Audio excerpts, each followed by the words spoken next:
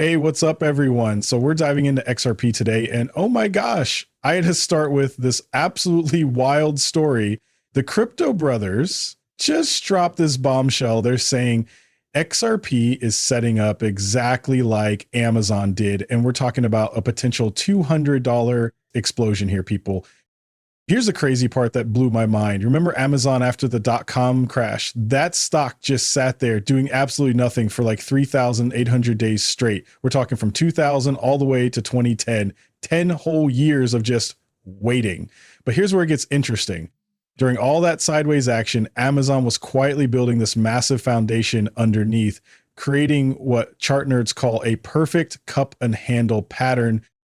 And then bam, when that breakout finally happened, Amazon absolutely rocketed from around $5 straight up to $200. That's a mind-blowing 3,900% gain right there. 15 years, guys. This dude is basically saying XRP is sitting in Amazon's old shoes right now. So get this. XRP's been chilling around that $2.75 mark, right? And he's like, yo, that's practically where Amazon was hanging out at $5 before it went absolutely bonkers. Now, here's where it gets spicy. Everyone and their grandma is screaming about $200 XRP. But plot twist, it's not going to drag on forever like you're expecting. We're talking months, not years, people. Months. So here's what's crazy. If all these catalysts actually fire off together, we're potentially looking at 3-digit XRP prices. Jake Claver's throwing around numbers like $1,500, even $2,500 per XRP in this time frame. Yeah, Amazon took ages recovering from that dot-com meltdown, but listen, the crypto world is absolutely smoking the internet's pace right now. Paul's data shows crypto adoption is literally doubling the internet speed from way back. Sorry about this, is insane. We're talking about 1 million IP addresses compared to 5 million crypto wallets. And honestly, crypto is absolutely taking off right now. I mean, it's everywhere you look, mainstream media, news outlets, and with this current administration backing it, I'm telling you, this momentum is only going to get crazier. All right, here's what I'm thinking though. Ripple and XRP, they're giving me major Tesla vibes right now. Look at this comparison. XRP versus Tesla both had 7 years of just accumulating, building up that foundation. And what happened to Tesla after all that patience? Boom, it absolutely exploded. That's exactly what I see happening with XRP, guys. This upcoming run, it's going to be legendary. I'm talking epic proportions here. There's literally nothing standing in XRP's way anymore. And the best part, we've got catalyst after catalyst just lining up for this cryptocurrency. It's game time. Hey everyone, what an absolutely amazing time to be holding XRP right now. You know what's crazy? Everyone keeps saying Swift hates Ripple and that banks want nothing to do with them. But wait, hold up. This document just dropped and guess what? Banks actually love Ripple. I mean, think about it. Ripple's whole game plan is moving massive amounts of money across the globe in lightning speed. That's exactly what banks need. So here's the thing about Ripple. It's been absolutely rock solid since launch, right? We're talking over 35 million transactions running smooth as butter. And get this, it's been battle tested like crazy. Now, banks are totally obsessed with Ripple, want to know the real reason, because Ripple is basically solving their Nostro Vostro account nightmare. Suddenly, all those banks struggling with liquidity problems, boom, those headaches just disappear thanks to XRP doing its magic. Here's what's really spicy though. Swift is not happy about Ripple. Why? Because honestly, Ripple just does what Swift does, but way better. Look, I'm always telling you guys, get your crypto off those exchanges. Jake Claver puts it perfectly, and you need to hear this. If your XRP is sitting on an exchange, guess what? It's not actually yours. They own your XRP. You are a creditor of the exchange. You do not own that XRP if it's on an exchange. Just like a bank, you don't own your money. They have your money. They don't owe it back to you. You'd be a creditor. And if they need to take it because there's a systemic risk or a systemic risk for their business and they need to use it and they just want to give you the regular value for it, they have the right to do that.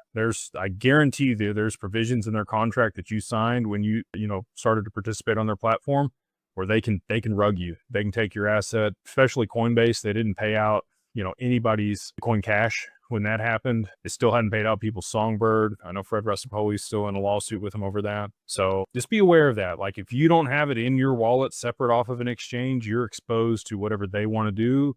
And you're basically you're the little fish too. Like even if you filed a class action lawsuit with other people, they're going to settle with you. You're not going to get the asset. So anyway, not to scare people, but I would highly recommend getting your assets off of exchanges and into a wallet. If you don't want to pay for anything, like you don't have the money for whatever reason, I think Zaman is a great opportunity for XRP. I think We'd Say Win's built a good product there, but my preference obviously is Decent. I think that's the best solution. The biometric, it's got the largest breadth of assets that you can hold and a 25th seed phrase. But yeah, I would definitely get my assets off of the exchange because you are a creditor to the exchange and that is not your XRP that's on there until you take it off. He actually mentioned Descent too. And funny thing is, I've only got 2 affiliates on this whole channel, Misi and Descent. Now, why did I pick Descent? Well, honestly, I just love how many different assets you can actually store on a Descent wallet. The variety is incredible, but here's the thing. He's absolutely spot on with this one, like 100% correct. If you're keeping your XRP sitting on some exchange, hate to break it to you, but it's not really your XRP anymore. And honestly, you have no clue what's happening behind the scenes at these exchanges. Think about it this way. If an exchange just suddenly crashes and burns, boom, your assets are going down with that ship. Your crypto completely gone. Just look at the whole FTX disaster. That mess took forever to sort out. So get this, before anyone even got their payouts. Now picture this scenario. What if you grabbed some XRP when it was sitting pretty at $3, right? I'm just throwing out an example here, but imagine that exchange totally crashes and burns, taking your XRP down with it. But then plot twist, they duke it out in the courtroom and boom, the exchange actually has to make things right with everyone. Here's the kicker though. By now, XRP's price has absolutely tanked, under $3. Want to know what they're actually paying you for that XRP? Rock bottom prices, my friends. Look, here's the thing. We've all done it. We've scrolled through those terms and conditions and just click agree without reading a single word. But here's what's scary. You might have just signed away your rights to your own XRP if that exchange goes sideways. Now, don't panic. I'm not saying everyone did this, but let's be real here. Most of us sign stuff we have no clue about, and that's exactly why I never store my crypto on exchanges. Think about it this way. You wouldn't buy groceries and just leave them sitting in the store, right?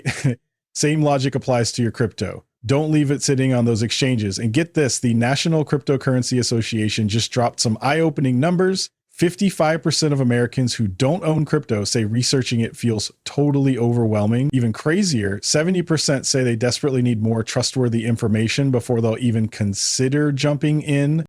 So it's back to school season, right? And here's something super important. When we talk about financial literacy, we've got to include crypto in that conversation too. So what's the absolute first thing I think people should learn about crypto? Honestly, patience. Like, serious patience when you're stepping into this space. And here's the real talk. This is definitely not some get rich quick scheme. Okay. You might be buying an asset today and then you're waiting sometimes for a decent chunk of time before that asset even thinks about breaking out. Look, here's the golden rule. Never sell the dip. But let's be real here. Most folks need to see every single detail mapped out before they'll even dip their toes in, you know?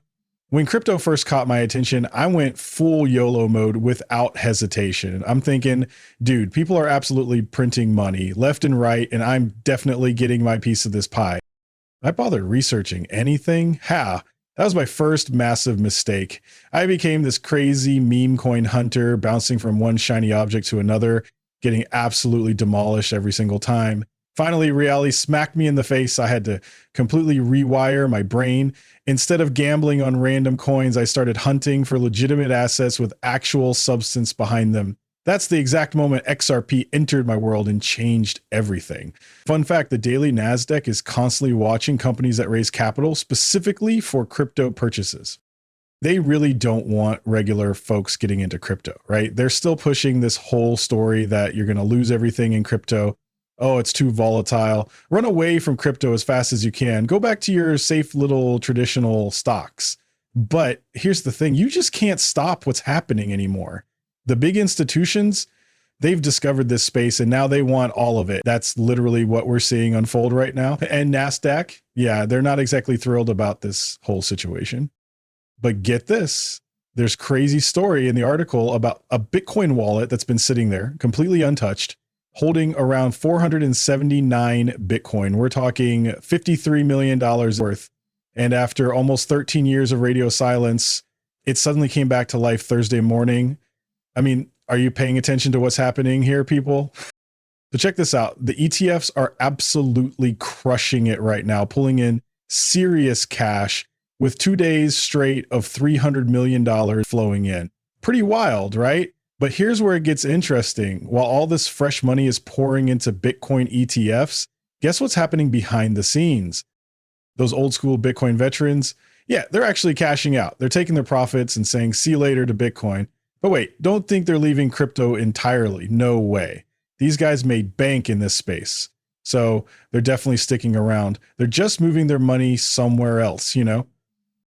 I bet a ton of them are probably jumping over to Ethereum, but here's the kicker. Some are putting their cash into XRP and other utility-focused coins. And that brings me to my main point. This great switch everyone's talking about, it's actually happening right now. This isn't just some random theory floating around crypto Twitter, folks.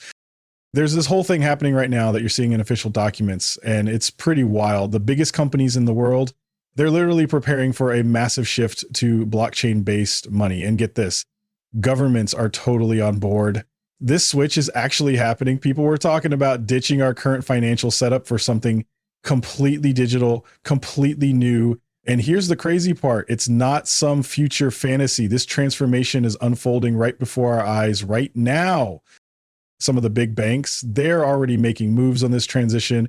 But here's the thing. Other banks are still dragging their feet. You know, meanwhile, all these major companies are like, we want in on this action. And here's what's crazy. These banks have basically two choices. Either jump in now or watch everyone else leave them in the dust. Right? Wild, right? Now, I mentioned earlier how gold's getting this massive revaluation. And just the other day, I caught this incredible insight from Black Swan Capitalists that I've got to share with you guys. He breaks down exactly why they're calling XRP a stablecoin. And trust me, this explanation is going to blow your mind. Listen to him. Why did they call XRP a stablecoin? That's my question. Why did they call XRP a stablecoin and not a stablecoin issued on XRP? You have to wonder, over time, is it going to be realized that, you know what? This is the stablecoin. Maybe all stablecoins are tied to it.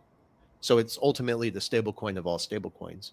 And effectively, if that does happen and come into fruition, even though I've believed that for many years and talked about it openly, what I think is going to happen, that in due time, it's going to be realized that in some way, form, or fashion, XRP is indeed the digital collateral that functions similar to physical gold. And I think that's the real agenda here behind the scenes, because it was the very same institutions that are saying, if we're going to have a new monetary system, we need collateral. And again, global liquidity is only as good as the collateral that backs it. That's why gold is being bought. So this guy's thinking along those same lines, you know, that XRP is going to be backed by gold somehow. But honestly, I'm just not buying it, guys. Look, I really don't think that's ever going to happen. Here's what I think instead. XRP is going to be the one moving gold's value around, transferring gold back and forth. Same thing with stablecoin transfers too. And get this, Mark, Yuko guy absolutely hated XRPs, but wait until you hear what he's saying now. Listen to this. The one piece of legislation that is likely to happen, the other stuff, there's a lot of talk that they'll expand beyond just Bitcoin to now, XRP and Cardano and Hedera. And look, those founders have been buddying up to the administration and to Eric, and I think Eric's driving a lot of this, his son. So we'll see. But the case for the strategic Bitcoin reserve, because Bitcoin is digital gold, everything else has different roles. Something that could happen, I don't know if it'll happen the first 100 days, Abs, but there's some talk. This will make the XRP people really happy. There is some talk that XRP could be utilized and or ordered to be used for a central bank digital currency or as the base layer for national banking. I don't know if it'll happen or not, but that's one that if that does happen, that changes things. It's kind of like he's thinking XRP could actually become the central bank digital currency. And honestly, I think he's on to something here. Picture this. XRP gets involved in this absolutely massive liquidity pool that all the central banks can tap into. Think about it. Instead of central banks struggling with liquidity issues when they're doing transactions with each other, they'd have this huge pool of XRP just sitting there ready to go whenever they need it. It's like having instant on-demand liquidity at their fingertips. So picture this. Let's say the US wants to send money to Europe, right? It goes in as digital dollars, flows through XRP, and boom, comes out as digital euros. That's the kind of reserve system I'm talking about for America. And guys, this would be absolutely game-changing for the US in so many ways. First off, it would make our dollar even stronger because suddenly we can get US dollars into places where they just can't reach today. Think about it. Millions of people are still unbanked. But here's where it gets crazy. Imagine having all that liquidity flowing instantly. We wouldn't need escrow accounts anymore. Everything happens in real time. So get this, the president could literally call Putin and say, hey, we're sending money to Russia. And before he even hangs up that phone, those US dollars are already sitting there. It went in as dollars, zipped through XRP and delivered instantly.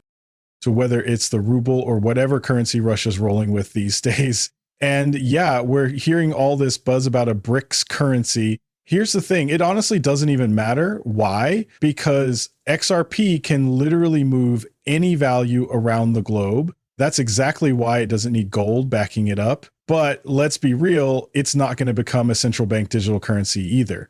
Now, RLUSD, that's got way better odds. Think about it. A CBDC is basically just a stable coin that the Fed issues, right? The only difference with RLUSD is Ripple's the one behind it instead. Look, I hope that breaks it down for everyone, but hey, you know how it is. Whatever crazy stuff happens moving forward, we XRP holders already know the deal, and we know it because we've done our homework. XRP is sitting right at the center of this whole thing. So as all of this plays out and these opportunities start coming together, we're all going to make some serious money. That's the goal, right? But listen, while we're waiting for everything to click into place, I need you to keep that patience strong and stay optimistic with me. We're building wealth together as a team here. Seriously though, thank you so much for sticking around and watching. You guys mean everything to me. Can't wait to see you back here for the next video. Until then, have an absolutely amazing night, everyone.